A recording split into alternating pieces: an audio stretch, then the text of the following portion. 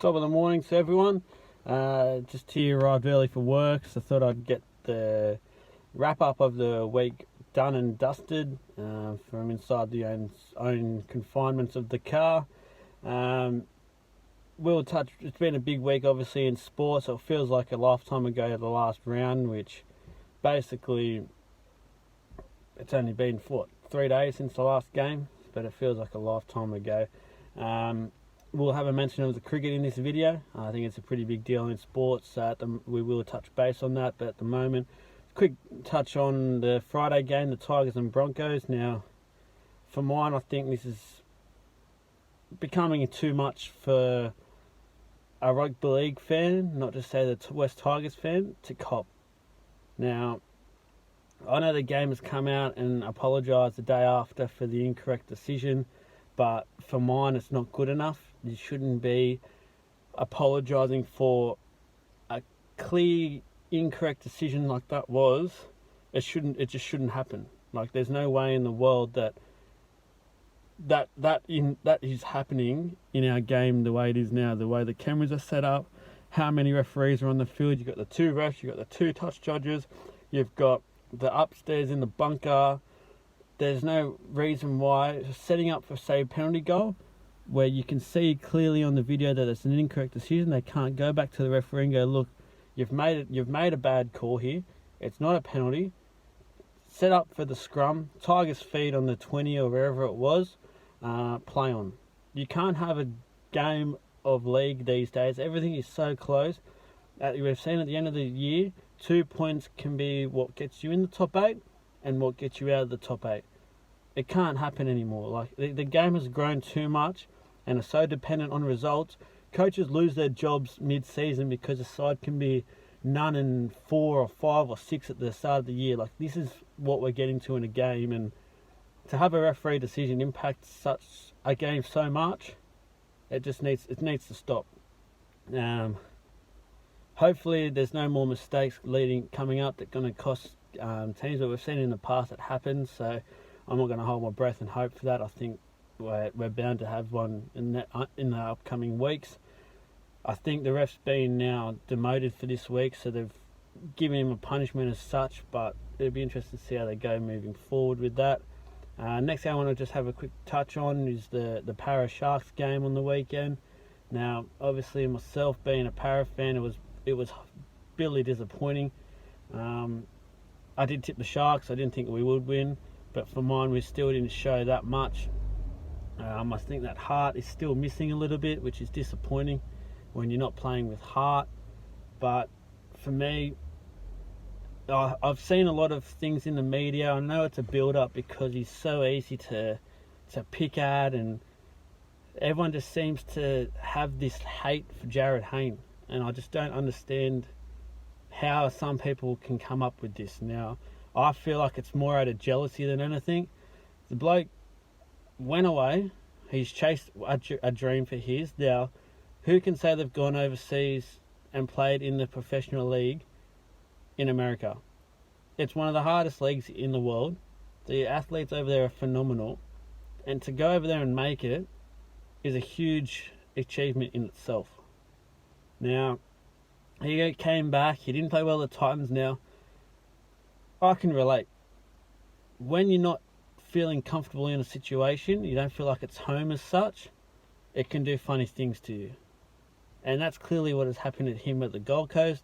It hasn't worked, so he's come back to Parramatta where he feels like it's home. And honestly, I didn't think he was that bad the last few weeks. He actually showed a bit of heart. He's done the hard runs, which he never used to do. He's done the hard runs coming out of the own 10, 20 metre line, put the hit up in, get started in the set. But everyone just continues to blame Jarryd Hayne for how Parramatta's going at the moment. He's far from the problem at the club, and it's just people who say it, for mine, don't know much about the game in general. You need your forwards moving forward before any outside back, any halves player can do a single thing in the game. He's not the issue at the club at the moment. Our issue is forwards. We're not going forward at all. They're getting easy meters in the ruck. They're moving upfield. There's so many times the Sharks on the weekend just moved upfield as if they're up against under 8s. We're just not going up, hitting the ball up. But hey, that's my opinion. If they want to continue on the Jared Hayne hate bandwagon, they can't for a few weeks. He's injured. Good luck to him. But take it from me as a passionate paraman, and he's far from the issue at the moment in that club. Okay. The other thing I want to mention on, obviously, the Manly salary cap drama. For mine, I think it's a bit embarrassing the way it's been handled. Whether the punishment is fair or not, personally, I don't think it is. I think it's all over the place. But that's what the NRL have done moving forward. How can they've cheated the cap more money wise than Parra ever did? Yet, not to sound like a one-eyed fan of obviously Parramatta, but we cop points, we cop more money fine than they have, more suspensions than they have. Yet we did less than Manly did over their period of time. It just doesn't make sense. I hope there's more to come out of this.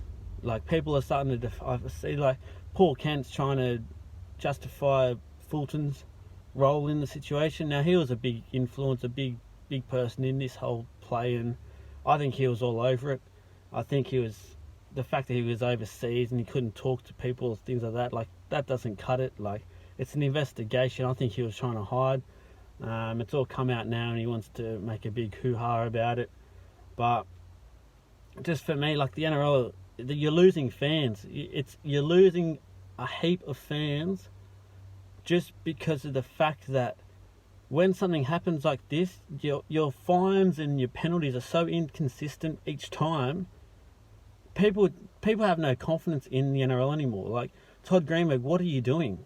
Like, you're in charge. How can we first, like, on Todd Greenberg, how can we have someone who at the Bulldogs was involved in some very questionable things all of a sudden get a promotion to then run the game?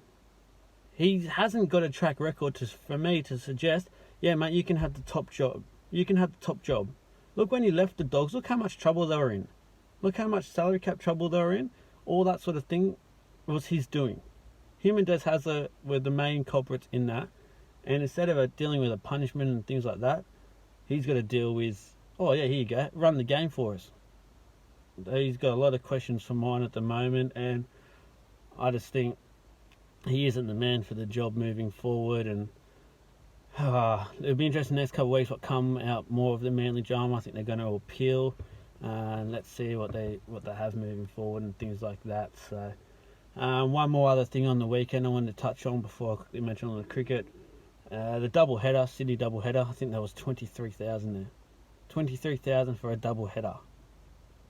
Well, why would you have a rugby league event on like that when you've got the Easter show next door? You've got Bruno Mars next door. The Homebush facility as a whole was an absolute mess on the weekend. Now, it's too much. Like, this is what I mean with the NRL. They don't, like, why have all that on at the same time? It just doesn't make sense. Now,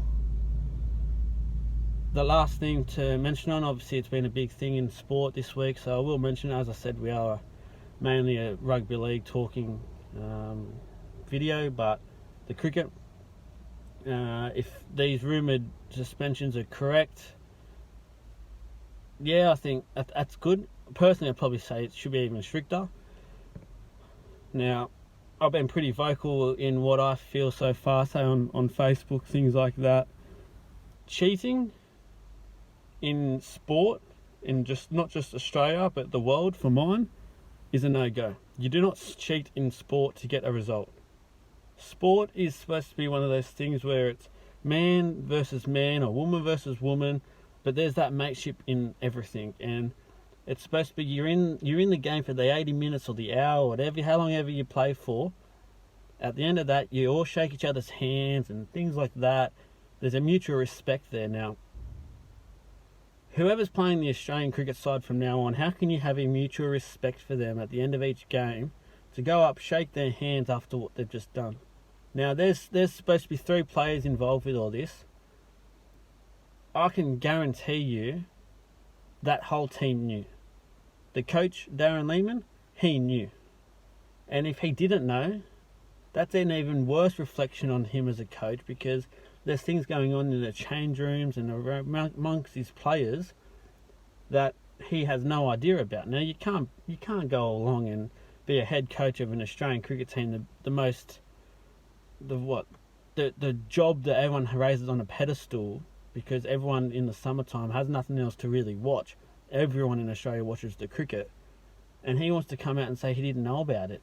Like, mate, if you don't know what's going on in your own dressing room for a side that you're supposed to lead and coach, you've got to go. You have to step out the door right now, get on the next plane back to Australia from South Africa, and start on your next journey, because you're not a coach. If you don't have the respect amongst your players and to know what's going on, please walk away, mate. Walk away. David Warner, I hope he's never back in the cricket team ever again.